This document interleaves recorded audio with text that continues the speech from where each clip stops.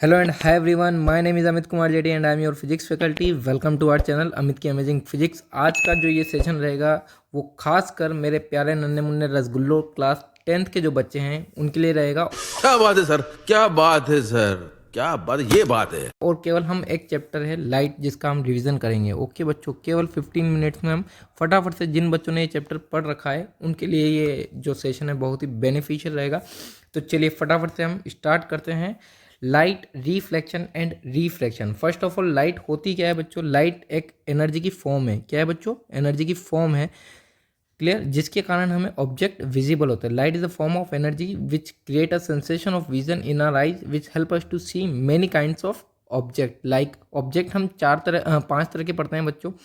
OPEC object, transparent object, translucent object, और दो तरह के ऑब्जेक्ट और होते हैं, luminous object and non luminous object. Okay, इन सब के बारे में आपको पता होगा, बस मैं आपको नाम बता रहा हूँ बच्चों, है ना। ल्यूमिनस ऑब्जेक्ट वो ऑब्जेक्ट होते हैं, ल्यूमिनस ऑब्जेक्ट वो ऑब्जेक्ट होते हैं जो खुद की लाइट खुद एमिट करते हैं। नॉन ल्यूमिनस ऑब्जेक्ट वो ऑब्जेक्ट होते हैं जो खुद की लाइट खुद एमिट नहीं करते हैं। क्लियर है? ओपेक ऑब्जेक्ट वो ऑब्जेक्ट होते हैं जिनसे लाइट पास नहीं हो पाती है। ट्रांसपेरेंट ऑब्जेक्ट वो ऑब्जेक्ट होते हैं जिनसे लाइट फुल्ली पास हो पाती है। तीन तरह के ऑब्जेक्ट और बताए बच्चों मैंने, transparent, opaque and translucent. Clear है क्या बात मेरी? ट्रांसल्यूसेंट से पार्शियली लाइट पास हो पाती है बच्चों, याद रखिएगा। ओपेक से लाइट पास नहीं हो पाती और ट्रांसपेरेंट से फुल्ली लाइट पास हो पाती है। क्लियर? लाइट अलग अलग फिनोमिनास करती है बच्चों। धीरे धीरे हम फास्ट रिवीजन करेंगे तो प्लीज़ कॉर्पोरेट कीजिएगा मेरा, है ना। तो लाइट की प्रॉपर्टीज देख लेते हैं, properties of light. Clear? First property क्या है बच्चों लाइट की? Light always travels in a straight line. कैसे ट्रेवल करती है बच्चों? स्ट्रेट लाइन में ट्रेवल करती है सर। बहुत बढ़िया sir. Second, what is the speed of light? Speed कितनी होती है बच्चों लाइट की? स्पीड होती है 3 × 10⁸ मीटर पर सेकेंड। क्या बात है मेरे रसगुल्लो। थर्ड, लाइट कैसी वेव है? लाइट इलेक्ट्रोमैग्नेटिक वेव है। कैसी वेव है बच्चों? इलेक्ट्रोमैग्नेटिक वेव, ऐसी वेव जिसको चलने के लिए किसी मीडियम की रिक्वायरमेंट नहीं होती है। बहुत ही शानदार। लाइट कैसा नेचर रखती है बच्चों? Light has a dual nature. कैसा नेचर रखती है बच्चों? Light has a dual nature. कौन कौन सा? एक वेव नेचर और एक पार्टिकल नेचर। बहुत बढ़िया सर, बहुत बढ़िया, मज़ा ही आ गया एकदम। और लाइट अपने साथ क्या कैरी करती है? Energy and information. इन्फॉर्मेशन कौन सी? कि सर वेवलेंथ क्या है, ये सब की। नेक्स्ट जो हमारा टॉपिक होता है इसमें वो होता है बच्चों रिफ्लेक्शन। क्या होता है बच्चों? रिफ्लेक्शन। रिफ्लेक्शन क्या होता है? The bouncing back of light रे from the shiny and the smooth surface into the same medium. किसी भी लाइट रे का किसी शाइनी और स्मूथ सरफेस से टकरा कर वापस उसी मीडियम में बाउंस बैक हो जाना, इस फिनोमिनन को हम बोलते हैं बच्चों रिफ्लेक्शन। जो लाइट रे इंसिडेंट होती है उसे इंसिडेंट रे, और फॉल्स बैक होती है फ्रॉम दी शाइनी सरफेस। ये हमारी शाइनी सरफेस है। ऑलमोस्ट केसेस में हम इसको मिरर कंसिडर करते हैं। क्या कंसिडर करते हैं बच्चों? मिरर कंसिडर करते हैं। इससे टकरा कर चली गई बच्चों ये लाइट रे, जो इसको नाम दिया हमने रिफ्लेक्टेड रे। कौन सी रे बच्चों? Reflected ray. ये हमारी incident ray, incident ray. Clear? ये जो पॉइंट है, ये इस पॉइंट को हम बोलते हैं पॉइंट ऑफ इंसिडेंस। और इस पॉइंट ऑफ इंसिडेंस पर एक परपेंडिकुलर लाइन खींचते हैं सरफेस के, जिसको हम बोलते हैं नॉर्मल। क्लियर है कि नहीं है बच्चों बात? हाँ, नॉर्मल और इंसिडेंट रे के बीच का जो ये एंगल होता है, ये एंगल होता है एंगल ऑफ इंसिडेंस। नॉर्मल और रिफ्लेक्टेड रे के बीच का एंगल, एंगल ऑफ रिफ्लेक्शन। तो लॉज ऑफ रिफ्लेक्शन सबसे इंपॉर्टेंट बच्चों, ये आने के पूरे पूरे चांसेस। लॉज ऑफ रिफ्लेक्शन क्या होता है बच्चों? फटाफट से बताएंगे। दो लॉज ऑफ रिफ्लेक्शन थे। फर्स्ट लॉ क्या कहता है बच्चों? Angle i is always equal to the angle r. It means angle of incidence is always equal to the angle of reflection. Second, incident ray, reflected ray and normal all are lie in the same plane at the point of incidence. Clear है क्या बच्चों बात? बहुत ही बढ़िया, शानदार। Image formation by plane mirror. Image formation by plane mirror. Image formation by plane mirror. Image formation by plane mirror. ये हमारा मिरर है। एक साइड इसकी पॉलिश होती है और एक साइड, ये वाली साइड जो है ये रिफ्लेक्टिंग सरफेस होती है। इस वाली सरफेस को हम पॉलिश सरफेस बोलते हैं। हमारा जो ऑब्जेक्ट होता है वो इस तरफ रहता है बच्चों, हमेशा याद रखिएगा, रिफ्लेक्टिंग सरफेस की तरफ। हमारी जो इमेज बनती है वो इस तरफ बनती है, पॉलिश सरफेस की तरफ। इमेज कैसी बनी, 4 प्रॉपर्टी है मेनली। फर्स्ट, हमेशा इमेज कैसी बनेगी, वर्चुअल एंड इरेक्ट बनेगी। सेकंड, सेम साइज की बनेगी, इट मीन्स सेम हाइट की बनेगी, ये भी बोल सकते हैं हम। सेम डिस्टेंस पर बनेगी, okay. And fourth one is lateral inversion.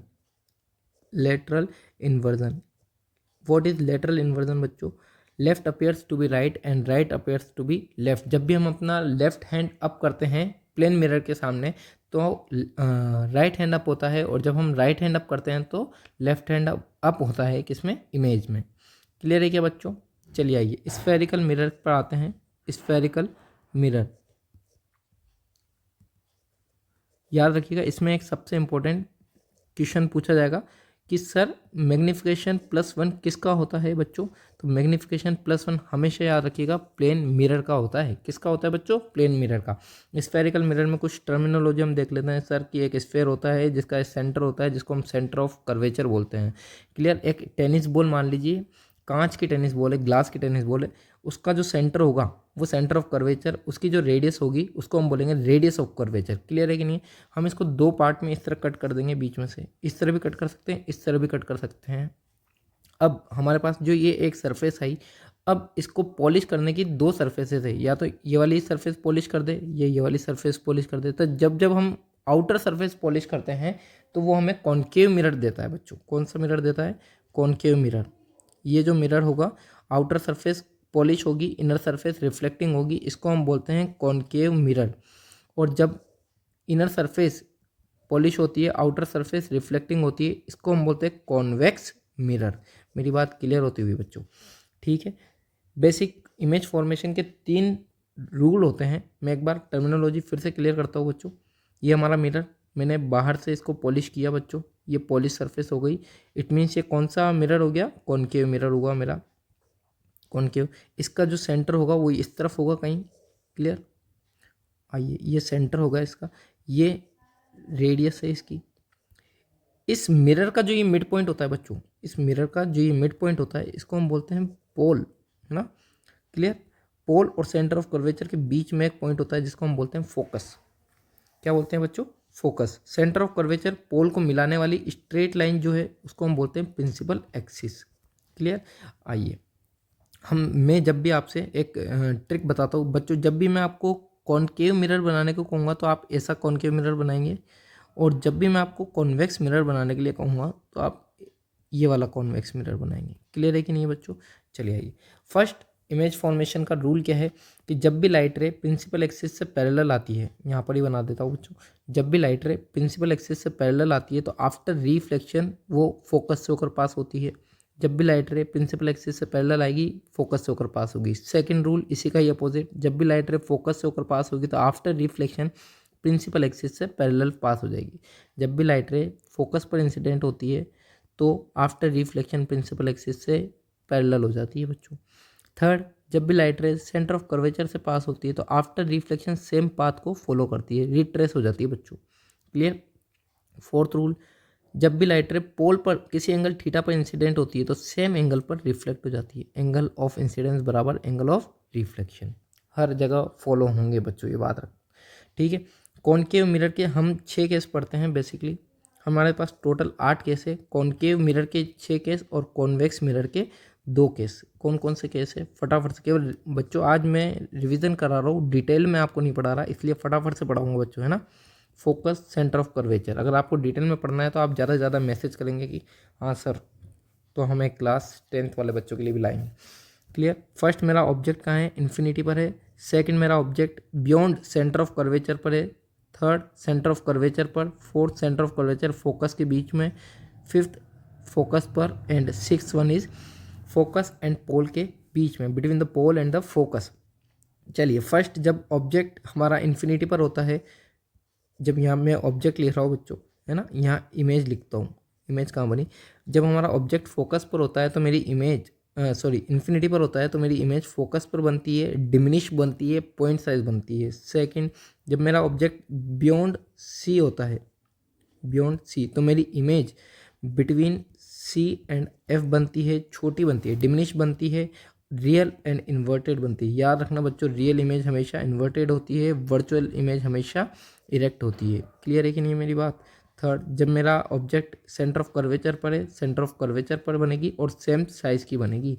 इसके लिए मैग्निफिकेशन अगर याद कर सके तो करेंगे बच्चों, m equal to -1। Fourth, centre of between center of curvature और फोकस के बीच में जब मेरा ऑब्जेक्ट होता है तो मेरी image beyond centre of curvature बनती है बच्चों। जैसे जैसे मैं अपना ऑब्जेक्ट पोल के पास लेकर आ रहा हूँ, मेरी इमेज पोल से दूर जा रही है। ये आपने नोटिस किया होगा। जब भी मैं अपना ऑब्जेक्ट फोकस पर रखता हूँ तो मेरी इमेज इन्फिनिटी पर और अभी तो रुको, क्लाइमैक्स अभी बाकी है बनती है। और सिक्स इंपॉर्टेंट केस है बच्चों, जब भी मैं अपना object between focus and pole के बीच में रखता हूँ तो मेरी इमेज बिहाइंड द मिरर, यानी पीछे बन गई मिरर के, बिहाइंड मिरर बन जाती है बच्चों। कैसी इमेज बनी ये याद रखना, वर्चुअल एंड इरेक्ट इमेज बनी और एनलार्ज इमेज बनी बच्चों, याद रखिएगा। चलिए कॉन्वेक्स मिरर की बात करते हैं हम। कॉन्वेक्स मिरर, इसके केवल दो ही केस। इसका सेंटर ऑफ कर्वेचर यहाँ पर आप देखेंगे कि सर ये इस स्फेयर का कहीं सेंटर होगा, तो इसका सेंटर ऑफ कर्वेचर इस तरफ आ गया होगा बच्चों, इसका फोकस भी इस तरफ आ गया होगा, यह इसका पोल होगा। मैं केवल दो ही जगह अपना ऑब्जेक्ट रख सकता हूँ, एक इन्फिनिटी पर और एक इन्फिनिटी और पोल के बीच में। जब भी मैं अपना ऑब्जेक्ट इन्फिनिटी पर रखता हूँ, जब भी मैं अपना ऑब्जेक्ट इन्फिनिटी पर रखता हूँ तो मेरी इमेज कहाँ बनती है बच्चों, इमेज बनती है मेरे दोस्तों फोकस पर। और जब भी मैं अपना object between infinity and pole कहीं भी रख सकता हूँ बच्चों, कहीं भी रखता हूँ तो मेरी जो इमेज है वो बनती है बच्चों between focus and optical pole, focus and pole के बीच में छोटी बनती है। याद रखिएगा। कैसी इमेज बनी इससे, डिमिनिश। हमेशा कैसी इमेज बनेगी बच्चों, डिमिनिश इमेज बनेगी। क्लियर, डिमिनिश इमेज बनी, वर्चुअल एंड इरेक्ट इमेज बनती है। इसलिए इसका यूज़ जो है बच्चों वो कहाँ पर होता है, रियर व्यू मिरर में।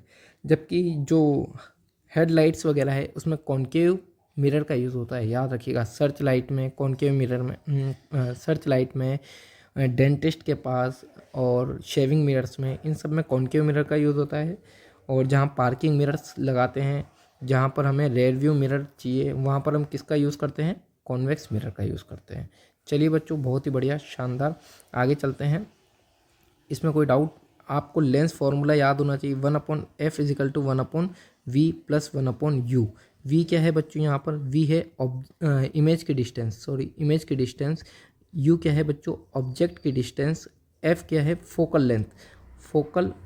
लेंथ। एक एग्जांपल ले लेते हैं हम। सर ये देखो, पोल, फोकस, सेंटर ऑफ कर्वेचर। जब भी मैं अपना ऑब्जेक्ट, ये मेरा ऑब्जेक्ट है तो मेरी इमेज यहाँ पर बनी थी, यहाँ पर देख लीजिए। जब भी मैं अपना ऑब्जेक्ट बियॉन्ड सी रखता हूँ तो मेरी image between C and F बन रही है। ठीक है, तो जो ऑब्जेक्ट की पोल से डिस्टेंस होगी उसको मैं u बोलता हूँ, जो इमेज की पोल से डिस्टेंस होगी उसको मैं v बोलता हूँ, जो सेंटर ऑफ कर्वेचर यानी रेडियस की डिस्टेंस होगी उसको r बोलते हैं, और जो फोकस और पोल की डिस्टेंस होगी उसको हम f बोलते हैं। सारी डिस्टेंसेस कहाँ से मेज़र करते हैं बच्चों, पोल से मेज़र करते हैं। पोल से इस तरफ अगर डिस्टेंस मेज़र कर रहा हूँ तो नेगेटिव, पोल से इस तरफ डिस्टेंस मेज़र कर रहा हूँ तो पॉजिटिव, पोल से ऊपर जा रहा हूँ तो पॉजिटिव, पोल से नीचे आ रहा हूँ तो नेगेटिव। सिंपल। ये अभी आप छोटे बच्चे हो इसलिए मैंने ये तरीका बता दिया, क्योंकि आपको एज अ ओरिजिन पॉइंट पता है कि ओरिजिन क्या होता है। लेकिन जैसे ही हम हायर क्लासेस में जाएंगे, बड़ी क्लासेस में जाएंगे बच्चों, 12th वगैरह में जाएंगे, जब ऑप्टिक्स पढ़ेंगे तो लाइट की डायरेक्शन में जब भी चलता हो तो पॉजिटिव, और लाइट के अपोजिट डायरेक्शन में जब भी चलता हो तो नेगेटिव। क्लियर। मैग्नीफिकेशन का फॉर्मूला हम याद रखेंगे, height of image to the height of object, और इसी को लिखते हैं -v/u। Power of the mirror होती है -1/f, ये मीटर में है, और अगर सेंटीमीटर में होगी तो 100/f सेंटीमीटर। क्लियर है कि नहीं बच्चों, बहुत ही शानदार, मज़ा ही आ गया सर। इसके बाद जब हम नेक्स्ट टॉपिक देखते हैं, नेक्स्ट टॉपिक ओ भाई, मारो मुझे, मारो मुझे, मारो। शायद बड़ा हो गया बच्चों वीडियो, तो हम नेक्स्ट टॉपिक नेक्स्ट क्लास में देख लेंगे। आज के लिए हम यहीं तक रखते हैं। Thank you from my side. सारे बच्चे लाइक करेंगे, शेयर करेंगे, सब्सक्राइब करेंगे और भर भर के कमेंट करेंगे बच्चों। Okay, thank you so much.